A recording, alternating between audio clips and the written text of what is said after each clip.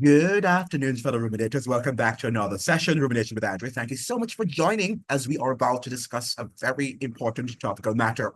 And this afternoon, we are going to look at the topic, are Jamaicans expecting too much from their leaders? Are Jamaicans expecting too much from their leaders?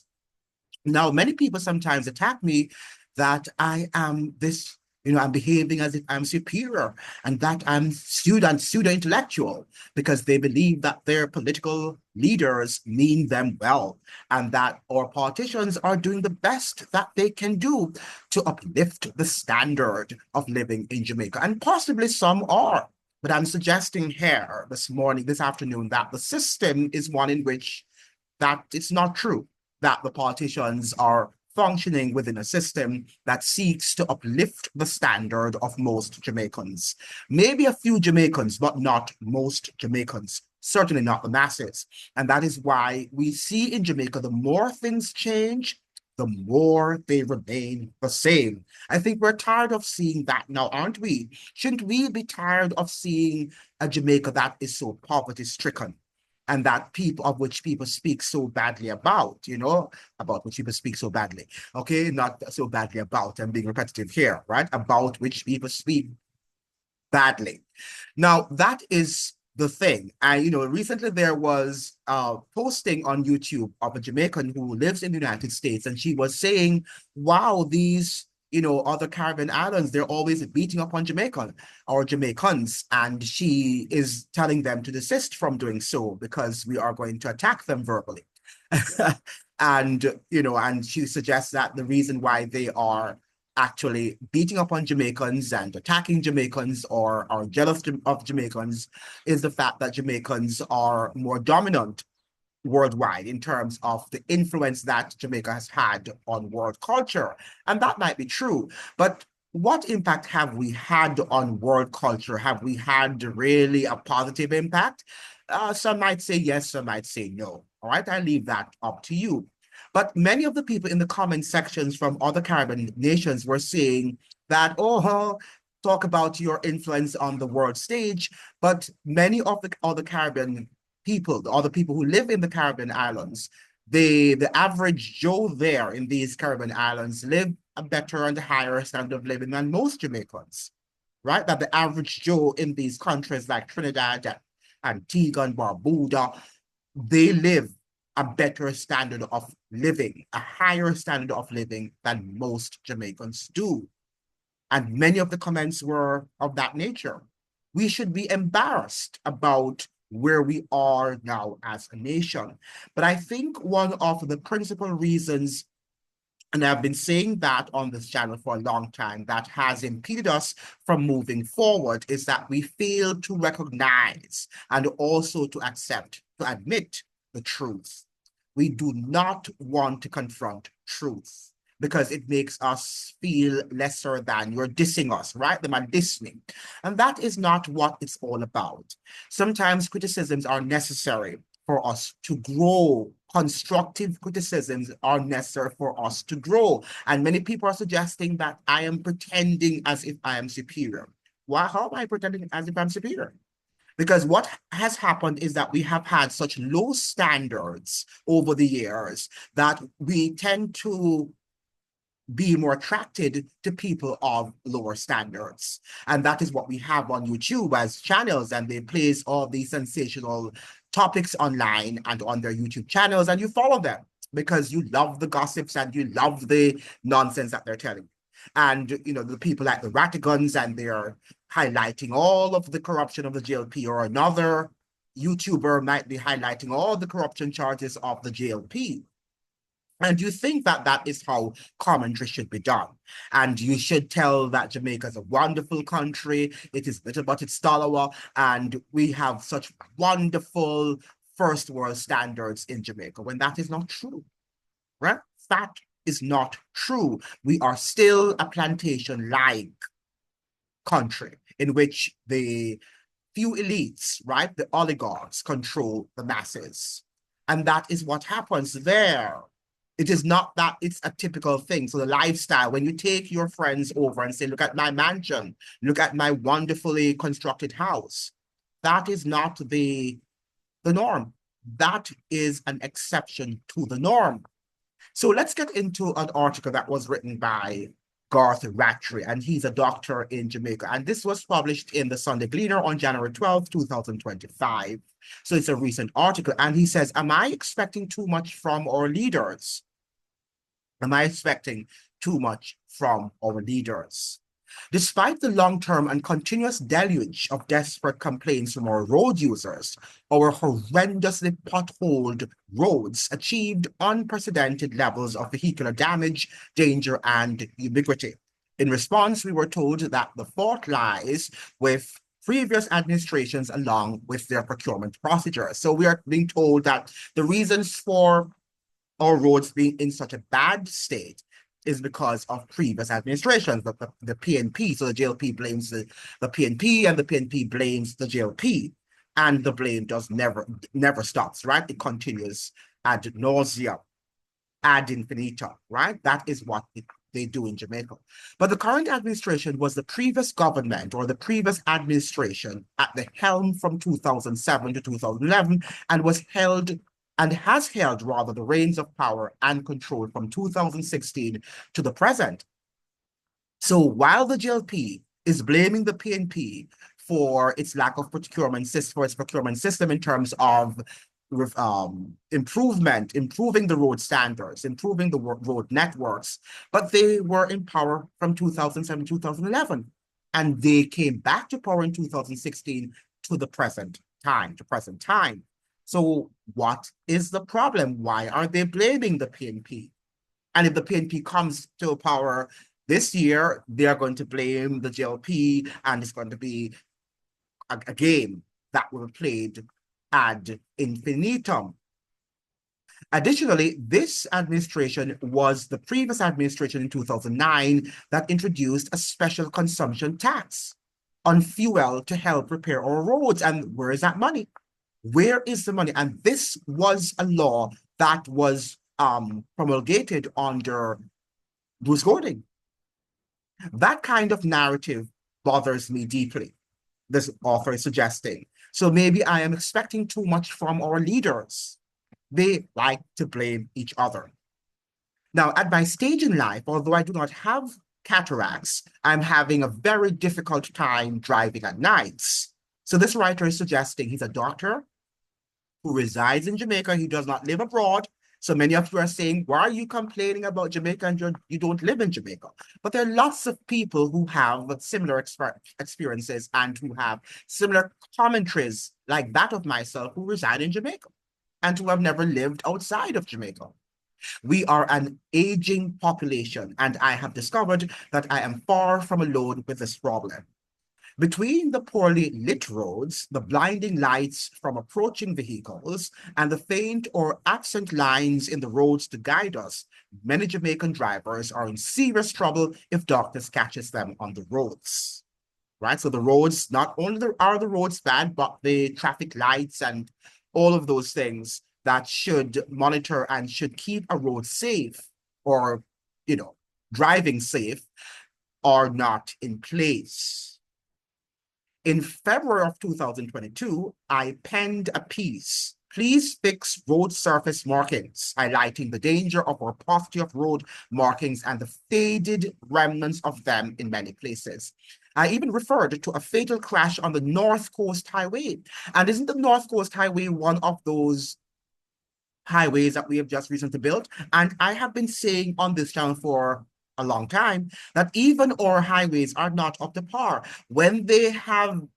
After they've just been created, yes, they look wonderful and they're beautiful and they're properly marked and, lights properly lit and all of that stuff, but they are not properly maintained.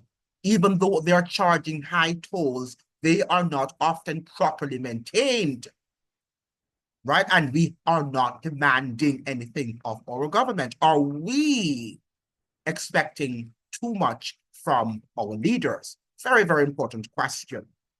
I even referred to a fatal crash on the North Coast Highway and that a senior policeman took the time to plead for the authorities to brightly redo the road surface markings. And this is on a highway, which Jamaicans are paying high tolls for, yet they are not properly marked. They, he said, were so pale that they were of little or no use to drivers. He intimated that many lives could be saved if the road surface markings were redone. Suffice it to say that very little has been done, and since then, many more roads are in need of proper road markings to help save lives. But then maybe I'm expecting too much from our leaders. Yeah? Yeah? Are we expecting too much from our leaders? Or is it the fact that our leaders see us as their underlings, as their servants?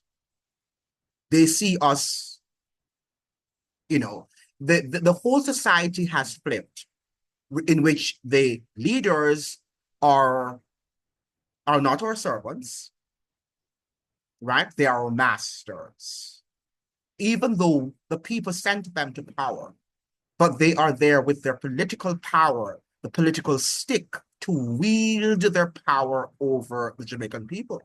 And the Jamaican people love it. And you tell me that I'm looking down on you. Your politicians look down on you. They don't think much of you. And that's why you can't expect much from them, because you have not demanded much of them. And that is the problem. And I have been highlighting these problems on this channel, but you don't want to listen. You prefer to go over and listen to all the other channels about what corruption is happening in the JLP by a PNP supporter, or what corruption is happening in the PNP by a JLP supporter. And you think that that is what is going to grow and to develop the nation. You don't want to understand that this is a system that is rotting to the core, that has decayed, that stinks. You love the stench. And that is why you continue to support them. And you do not demand much of them to clean up the rot, to clean up the disease of corruption in Jamaica. Thanks to the hard work of all players in the Ministry of National Security and to the good citizens who cooperate with the constabulary, our crime statistics are improving. According to what the Gleaner reported, we have 265 fewer murders, as I have intimated here on this channel. Although things are going in the right direction, I worry that this decline in crime will not be sustained. And didn't I tell you that? How can it be sustained if we have not presented a viable crime plan? We have not. And some people are telling me that, yes, it was reduced. We had 265 fewer murders because they infused more money into national security, and also they bought some cars. And that was it. So that's why we had the 265 fewer murders, because we have more cars and more money has been injected into national security, into the police force. Oh, and that alone is going to bring us fewer murders. Okay? That is how short-sighted Jamaicans are, and the inability to think. And when people are telling you that, no, that is not good thinking, that is not critical thinking, you don't want to listen. You don't want to listen. We need impactful social intervention if we are to enjoy a safe society for everyone. Too many communities are disenfranchised and underserved. They're both disenfranchised and underserved by the agencies designed to improve their lot in life. People are left to fend for themselves and therefore create alternate social mores or mores that enhance their chances of survival within a society that they see as alien and even hostile towards them. Right? So most poverty-stricken people see Jamaica as hostile towards them. I was listening to Barack Hussein Obama, and he was talking about Trump and the fact that Trump and his followers, are people who are just like naggers. They're nagging about the system, constantly complaining and criticizing the US, economic and political system, even though their complaints are valid. that the state is not functioning in the best interest of the majority of people, and that many Americans are hardly surviving. And those who think they're surviving, when the dollar begins to fall, they're going to realize that they were not surviving. And they have lots of debt racked up. And the state will not show you any iota of compassion or sympathy. Right? Because that is how the system is run. So when you have Trump in his anger, even though he's not going to be helping his base, he was pretending that was just mere act and drama and theater. Right? However, the fact is that these were legitimate complaints, even though Trump sounded a lot of times incoherent. But these were legitimate complaints. And what the guy here, what the writer Garth Rattry is complaining about are, in fact, legitimate complaints. It has nothing to do with JLP or PNP. It has to do with the safety and the development of Jamaica land we love. Right? But you don't want to listen. You want to say that we are doing great. And why are you complaining, right? Everything is going all right in paradise. This results in a culture of aggression, civil disobedience, fiery tempers, and lawlessness that slowly leash out throughout our society. Right? When local dons wield far more power and influence than the member of parliament and the police, something is seriously wrong. And maybe this should be my title of my video this morning or this afternoon, that gangs do and dons do wield more power than our politicians in Jamaica. When scammers are looked up to, admired, and emulated as role models for the young and impressionable, something is amiss. And that is why I have said on this channel that Jamaica is a criminal society. And somebody took me on in one of my previous videos, suggesting that, yeah, how can Jamaica be a criminal society? Right? Because he sees the guys who are dressed in jacket and ties as investors, and, you know, they are clean and well-spoken. And they travel and they represent us. Right? So how could they be criminals? They can't. Because they live and they reside in Gordon House. They work in Gordon House, right? And Gordon House is an esteemed location, right? It's holier than thou, right? You have to take off your shoe when you get to Gordon House because of how clean and holy our politicians are. They're wonderful people. How could they even be compared to seasoned and hardened criminals? They can't. How dare you? How dare you? The government needs to insert itself into the lives of every citizen by seeking to uplift them and not ignore them or only interact with them when enforcing the law. We need to increase our efforts at seeing to the proper care and upbringing of each and every child. That way, we will raise much better citizens and create a lot less monsters. A lot less monsters, I think. Not a not less, but a lot less monsters. And I would say a lot fewer monsters. I think that's a grammatical error. Not less monsters, but fewer monsters. But perhaps I am expecting too much from our leaders, right? So he's, well, our leaders have to set the pace. We're not suggesting here that parents are not responsible for their children. But if you create a lawless society, a lawless environment, then, even children who are coming from disciplined homes, if they are ever coming from different disciplined homes, might also think that lawlessness is something that needs to be adhered to or is the given, right? We have to create a law-abiding society where the law is respected and honored, and there is order in the society. There's just chaos that is in Jamaica. It's a chaotic state. And that is why criminality reigns. Criminality will reign in any society that is chaotic, that has no order and no law. We are a consumerist society. On the surface of it, there is nothing wrong with that. However, our importations have gone wild. and our production and exports are flailing. Yet still our economy is doing well, right? How can we do well in an economy that just imports? Hmm? That is not importing anything of any particular substance, right? How are we going to be a rich economy? How are we doing well? Hmm? How can we? What people think that we can. We just go online and do some investments, right? Sell some insurance. There are several large merchant entities that access incredible sums of foreign exchange as FE in order to supply their customers. Perhaps the government could consider basing the granting of import licenses to high-level merchants on their willingness to invest in some sort of production for export or become directly involved in production to earn some of all of the FE that they require to run their businesses, right? Whatever. Not sure that's going to work. Now, the fact is that we are consumerism gone crazy and production exports relatively limping along. So we find ourselves just consuming what others have produced, right? And that is where we are as a people, which makes us slaves, really, when that is happening, right?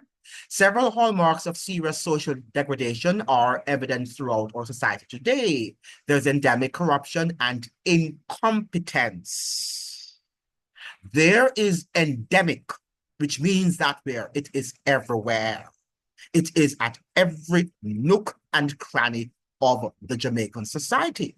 So why are you attacking me and telling me, oh, he's criticizing, what is he, what's the solution?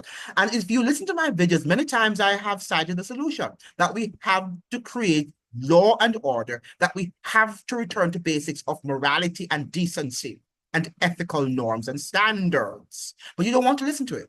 You think that I must give you something like, I don't know what you want me to give you. A lot of times, it is the simple things that are the healing power, even in your physical health. Many of you go to drugstores and you purchase all these pharmaceuticals that are really not helping you. It's the simple things that are in the mangoes and the potatoes and the yams, right? And all the nuts and the grains and the vegetables. These are the simple diet. If known how to prepare and how to use them, that will be the cure. That will be the panacea to any disease that you are suffering from. And here we are suffering from the disease of crime and corruption, right? And the simple things are, go back to morals. Thou shalt not kill, right? Thou shalt not bear false witness against thy neighbor. Thou shalt not covet. Thou shalt love the Lord thy God with all thy heart and thy soul and thy mind. Remember the Sabbath day to keep it holy. Right? If we go back to these little simple things, they sound so simple, yet they are the commandments that glue societies together, that create law and order in any society. And they're simple. But what we want to do, we want to go into a complex book of tomes written by psychologists and economists, right? If we understand, for example, in the economy, that we cannot live beyond our means, right? Just live simple. You can't live beyond your means. Everybody wants to have these luxurious cars. They want to live in these luxurious mansions, even though they can't afford it. And many times it goes back to the commandments. Thou shalt not covet thy neighbor's possessions. But because X has it, because Mrs. Jones has a big house and a big mansion and is riding in a wonderful, luxurious car, I have to have it. Because I have to show Miss Jones that I am equal to her. Right? Because materialism stands at, and I would say materialistic hedonism, in which we pleasure ourselves with these material things, thinking that that is what form our substance and our characters. And these things come and go. These things come and they go. And you die and you leave them. And that is why Solomon, the wisest man that has ever lived, said, vanity of vanities. These are just vanities, right? I'm not saying that they're not necessary in terms of to survive, but don't kill yourself if you don't have them, what is most important is that you have a character and you have a mind that works and thinks, and that you are connected to a higher source of power. Those are the most important things. But no, you have to have these things, right? Because that's what the society says. People are allowed to construct permanent structures and operate businesses on sidewalks, ignore building permits, ignore covenants, ignore the approved plans, ignore the approved use of properties, operate commercial hubs within residential communities, ignore the Noise Abatement Act, rather, day and also night, to sell food and meals without the requisite license or permits, and pretty much do whatever they please once they have connections, right? In Jamaica, you do whatever you please, because that is, once you have connections, that's the condition. You have to have connections, because so the system set up. So it's set up, and you have to accept it. You have to accept it. And for persons like me who won't accept it, I can't live in Jamaica, because, I can't see the lawlessness that is there, right? And the chaos that reigns supreme there, and not be bothered. And that is why we have these gruesome murders, right? Every day, somebody dies, somebody's murdered, right? Because we have to go back to the basics. We've got to go back to the basics. And we've got to think. But no, you're criticizing, because I think you're suggesting to me that I'm expecting too much from our leaders. You don't expect too much from them.